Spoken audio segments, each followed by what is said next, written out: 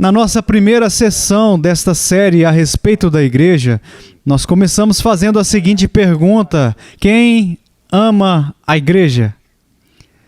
Então, enquanto nós falávamos sobre esse tema, nós examinamos mais a fundo uma definição de igreja. Nós vimos a palavra grega para igreja no Novo Testamento e a derivação etimológica da nossa palavra em inglês, igreja. Então, a partir daí, nós começamos a olhar para algumas das metáforas ou imagens que a Bíblia usa para descrever a igreja. E a primeira, é claro, foi a imagem da noiva de Cristo.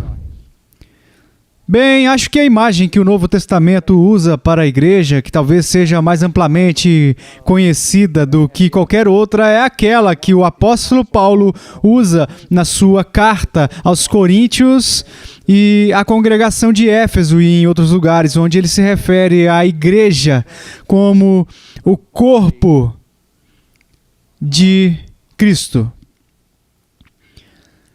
Vocês já ouviram falar da cidade do Texas, Corpus Christi, que significa simplesmente, literalmente, o corpo de Cristo. Bem, essa ideia de que a igreja é o corpo de Cristo é um conceito que, por um lado, é muito simples no Novo Testamento, mas ainda quando começamos a sondar o significado dela e revirar as camadas de significado que o apóstolo investe nisso, vemos que de fato se torna uma ideia profunda e profundamente importante para nós. Antes, no entanto, eu sondo o próprio conceito. Deixa eu refrescar a memória de vocês com uma citação do grande Santo Agostinho, que é indiscutivelmente o maior teólogo do primeiro milênio da história da igreja. Agostinho tem uma frase famosa que diz assim: aquele que não tem a igreja como a sua mãe,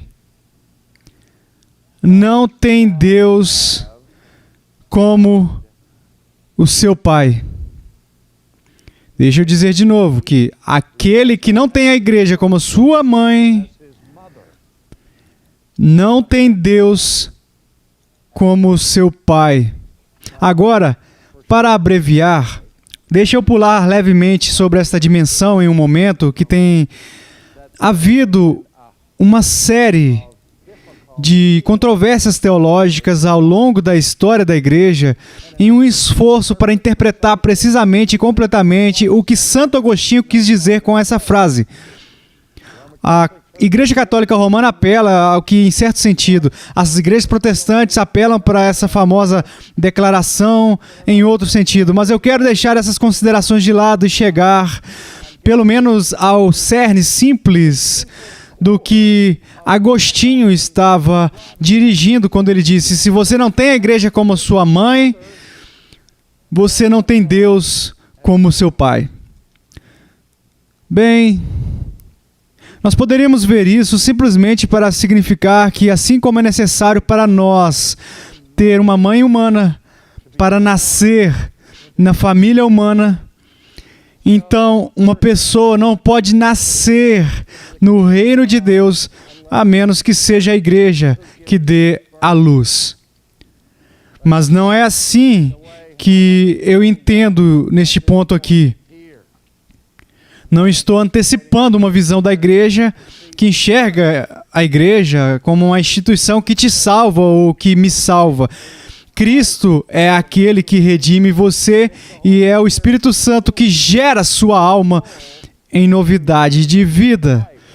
Agora, a igreja atua como uma parteira em muitos casos para a proclamação do Evangelho e a ministração dos sacramentos e assim por diante. Mas outra função crucial de uma mãe neste mundo é a função da criação. A mãe não só tem a criança, mas a mãe nutre e alimenta a criança. Na nossa cultura, tradicionalmente, a mãe cuida e nutre, o Pai disciplina. Bem, quando nós vemos esta imagem da igreja como corpo de Cristo, vemos nessa imagem um dos elementos mais importantes sendo o ministério nutridor da igreja para os seus membros. Assim como uma criança desesperadamente precisa da nutrição fornecida pela sua mãe, por isso nós, como crianças no reino de Deus, bebês espirituais, requerem desesperadamente os meios da graça, que estão focados e concentrados na igreja. Agora, eu estou ciente, tenho certeza que você está ciente, de que nós estamos vivendo em uma época em que houve uma ampla reação negativa contra todas as instituições tradicionais. Uma rebelião contra as escolas, uma rebelião contra os pais, uma rebelião contra os políticos. Praticamente todas as estruturas de autoridade na nossa sociedade e na nossa cultura foram niveladas por críticas negativas. Eu me lembro dos anos 60, nós vimos um fenômeno estranho na América com o movimento de Jesus, onde as pessoas se chamavam de loucos por Jesus e estabeleceram em muitas ocasiões o que se chamava então a igreja subterrânea. E muitas vezes aquela ideia de uma igreja subterrânea foi um protesto velado contra a igreja acima do solo, contra a visível, institucional, ou o que nós chamamos de igreja organizada. E novamente, eu já ouvi isso muitas e muitas vezes, repetido por pessoas que dizem: olha, eu sou um cristão, eu sou uma pessoa religiosa, mas eu não sou membro de nenhuma igreja institucional. Eu não preciso ser um membro de uma igreja institucional. Eu adoro privadamente. Minha religião é pessoal e privada e eu não preciso ir à igreja para ter um relacionamento pessoal com Deus. Você já ouviu isso? Talvez você até tenha dito isso. Se você diz isso, é possível que seja cristão. É possível que eu consiga atirar em 63 no campo de golfe também. Mas não é muito provável. Por que eu digo isso?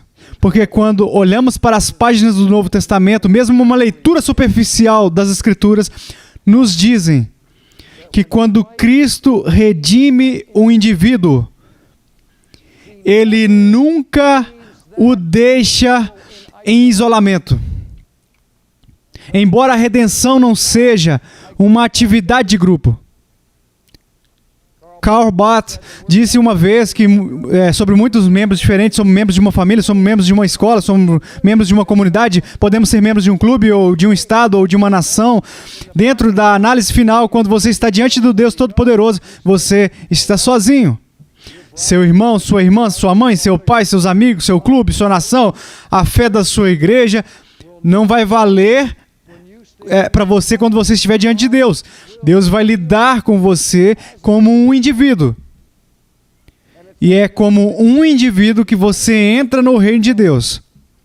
Mas não confunda isso com individualismo. De novo, quando Jesus redime o indivíduo, ele o coloca em um grupo.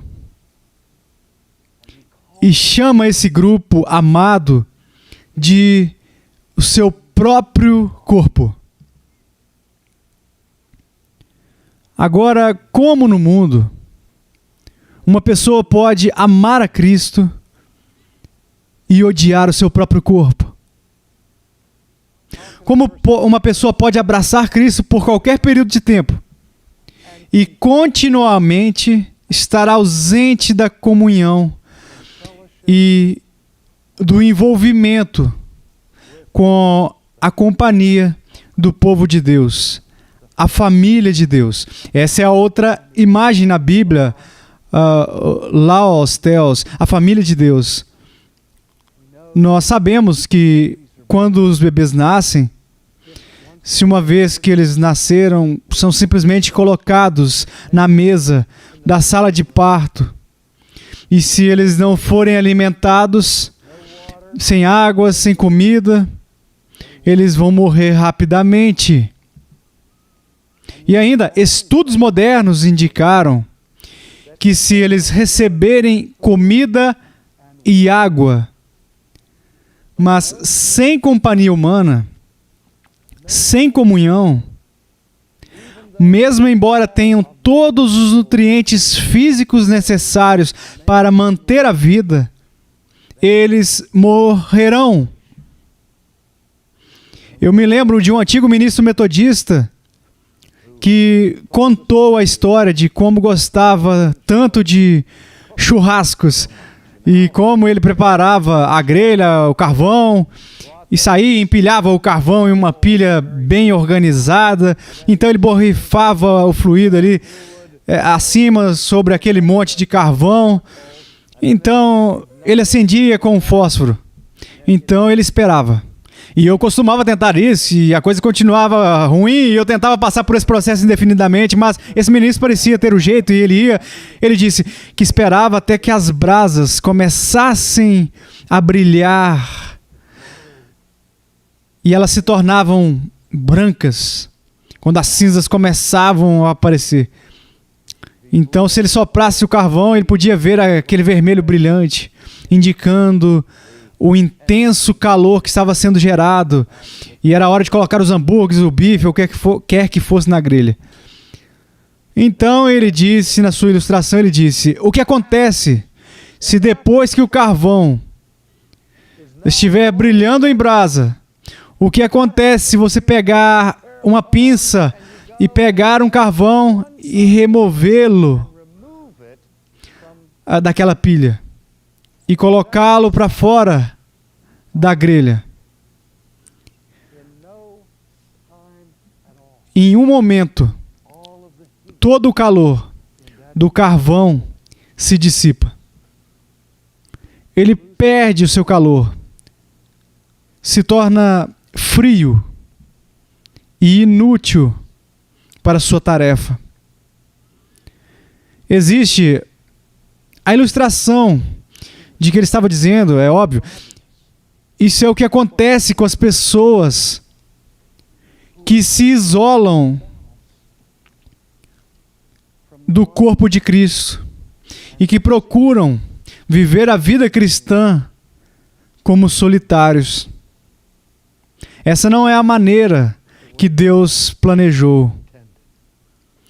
Bem, de novo, vamos olhar agora então para esta imagem, o corpo de Cristo. Para aqueles que acham desagradável pensar na igreja como uma organização, você pensa em um corpo, nem tanto como uma organização, mas como um organismo. Ok? Um organismo é algo que está vivo, é vital, pode se mover, é emocionante, não é inerte, sem vida ou inanimado. E quando nós falamos sobre esse corpo, não estamos falando de um cadáver, mas de uma coisa viva e vital. E as pessoas geralmente respondem a essa ideia do corpo de Cristo. Sim, eles querem fazer parte de um grupo que é empolgante, que está vivo, que é vital e assim por diante.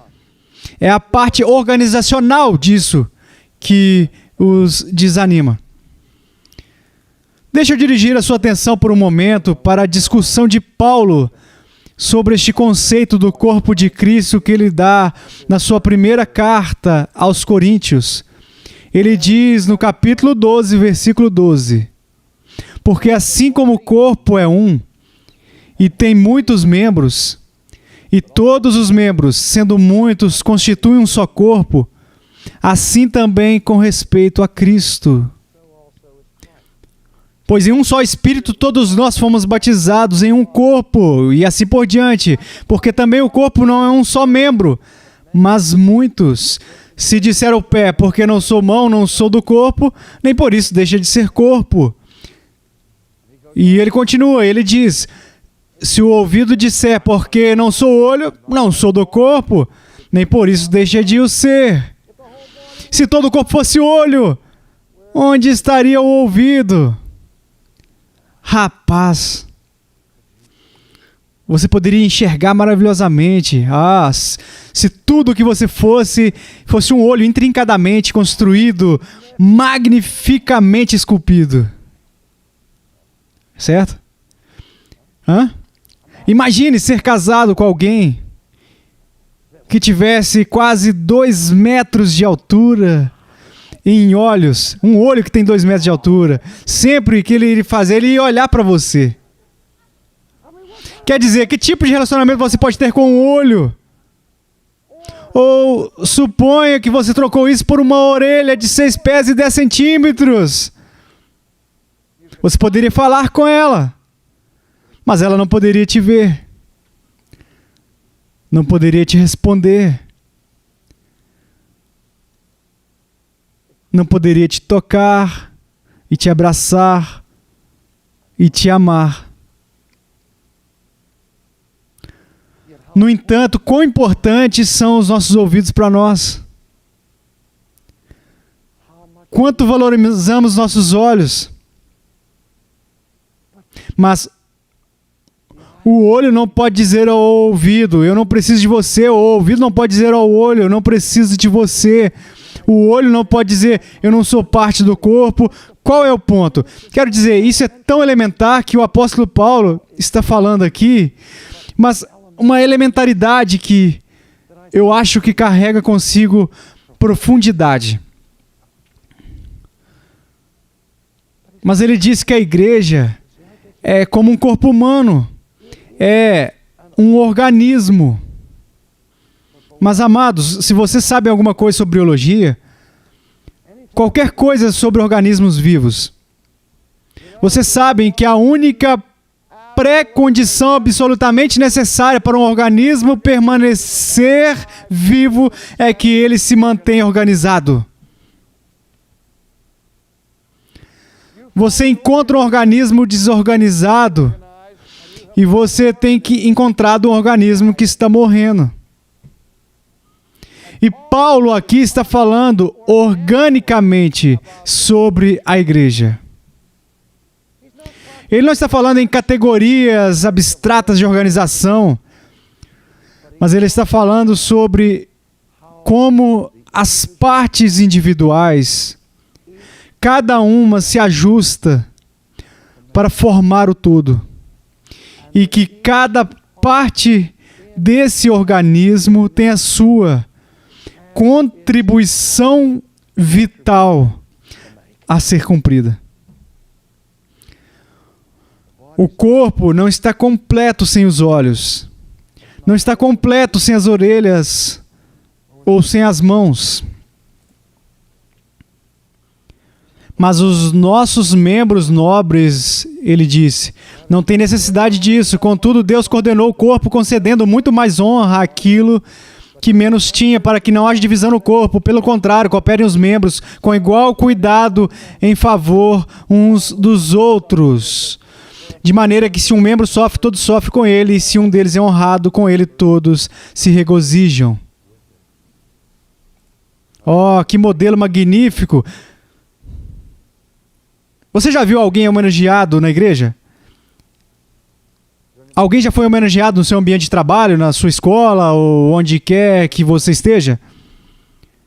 Quando você viu outra pessoa ser homenageada, você já sentiu uma pontada de inveja ou ciúme? Cristo disse que quando o corpo está trabalhando junto, quando um membro sofre, todos sofrem. Quando um corpo ou quando uma parte é homenageada, todos se alegram. Porque os indivíduos nunca perdem a sua individualidade. Eles não perdem suas características distintivas. Você não submerge a sua personalidade em uma organização quando você se filia à igreja. Você mantém a sua individualidade, mas essa individualidade faz a sua própria contribuição para o todo. É isso que ele está dizendo. E que todos nós precisamos uns dos outros. Olha, nós temos uma tendência que o contexto que Paulo está usando aqui é que ele está falando sobre dons espirituais, a coisa que provocou toda essa carta. Ou uma das coisas que provocaram a carta, e aquilo que provoca 3 capítulos dela, pelo menos aqui, é que as pessoas da comunidade de Corinto estavam discutindo sobre os dons, qual era mais importante, cujos dons eram maiores. Bem, eu falo em línguas. Bem, eu tenho o dom de profetizar. Bem, eu posso fazer isso, eu posso fazer aquilo. E eles estão começando a ter facções baseadas no orgulho. Eu sou um olho, eu não consigo ver. Eu sou uma boca, eu posso falar. Eu sou uma orelha, eu posso ouvir. Paulo diz, e daí? Olha, para que serve ouvir se você não pode falar? De que adianta falar se você não pode ver?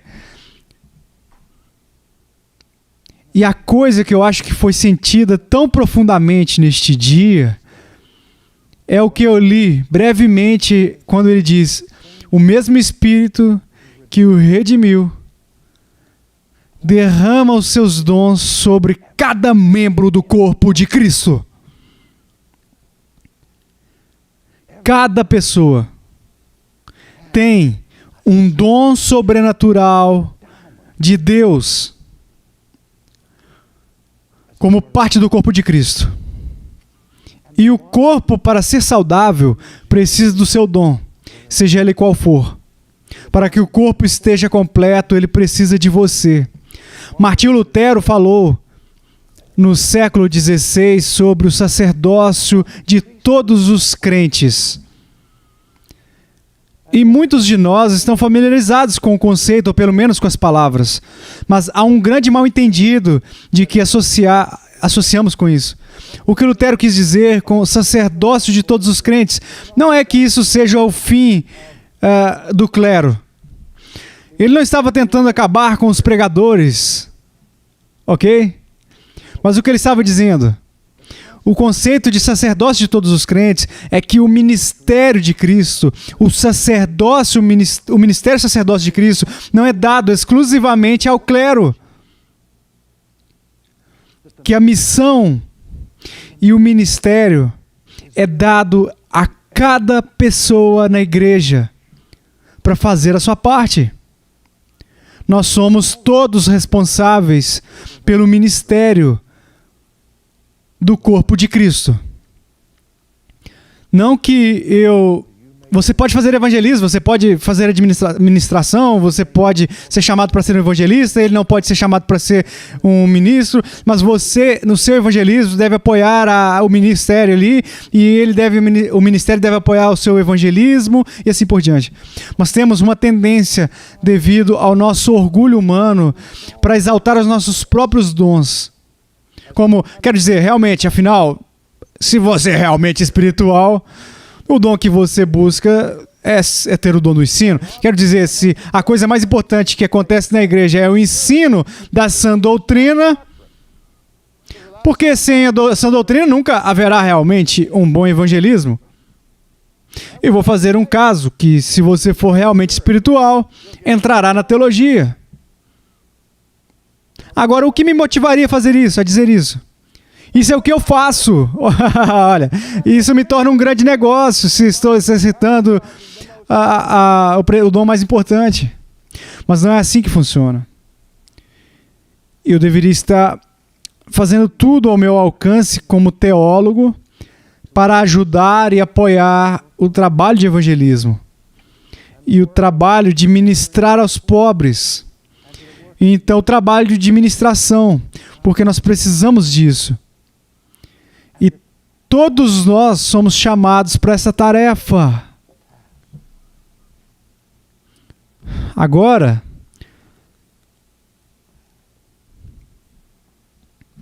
há um conceito que foi associado a essa ideia do corpo de Cristo e que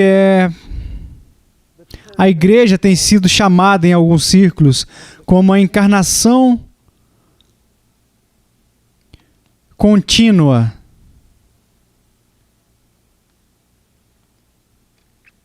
Ou seja, já que o corpo de Jesus se refere à sua natureza física, à sua natureza humana, a manifestação humana da segunda pessoa da Trindade, e agora o corpo humano de Jesus foi removido do mundo, ascendendo ao céu, estando sentado à destra de Deus, agora a encarnação continua por intermédio da igreja. Eu tenho sentimentos ambivalentes sobre esse conceito. Por um lado, eu posso dizer com Lutero que sim, a igreja, o povo de Deus, deve ser Cristo para o seu próximo. Você precisa colocar a carne e o sangue de Jesus e dar ao seu próximo, Lutero diz. Não no sentido de que você, de fato, se torna Cristo. Claro que não, mas como seu embaixador. Você pode ser a única coisa que a pessoa vai enxergar para aprender qualquer coisa a respeito de Jesus. Você é sua presença como seu embaixador para o próximo. Ou podemos dizer que a igreja continua a encarnação no sentido de que a igreja continua neste mundo como parte do ministério de Cristo. Mas onde isso se torna extremamente perigoso, e eu acredito herético, é quando nós pensamos que a igreja continua a obra expiatória redentora de Jesus, como alguns presumiram. Paulo diz, por exemplo, em sua carta aos Colossenses, onde ele diz que está sofrendo no seu corpo e que está preenchendo o que falta nos sofrimentos de Cristo, por intermédio do seu próprio sofrimento. Alguns pularam nesse texto e disseram, não só faz Jesus realizar uma obra redentora de satisfazer as exigências da lei de Deus com o seu sofrimento e com sua paixão, mas podemos acrescentar ao mérito do sofrimento de Jesus por meio do nosso próprio sofrimento à medida que continuamos a encarnação. Não, meus amigos. Quando Paulo disse que ele preenche o que falta, ele não queria sugerir por um segundo que havia alguma deficiência no mérito de Cristo. Mas sim, há uma história e uma missão e uma tarefa que Cristo concede à igreja. E na medida em que, como estamos em Cristo e Ele em nós, nós, como seu povo, devemos estar dispostos a, inevitavelmente, em um grau ou outro, participar do seu sofrimento. Vamos participar da sua desonra, na sua humilhação, não por mérito, mas como suas testemunhas, pois somos o corpo de Cristo.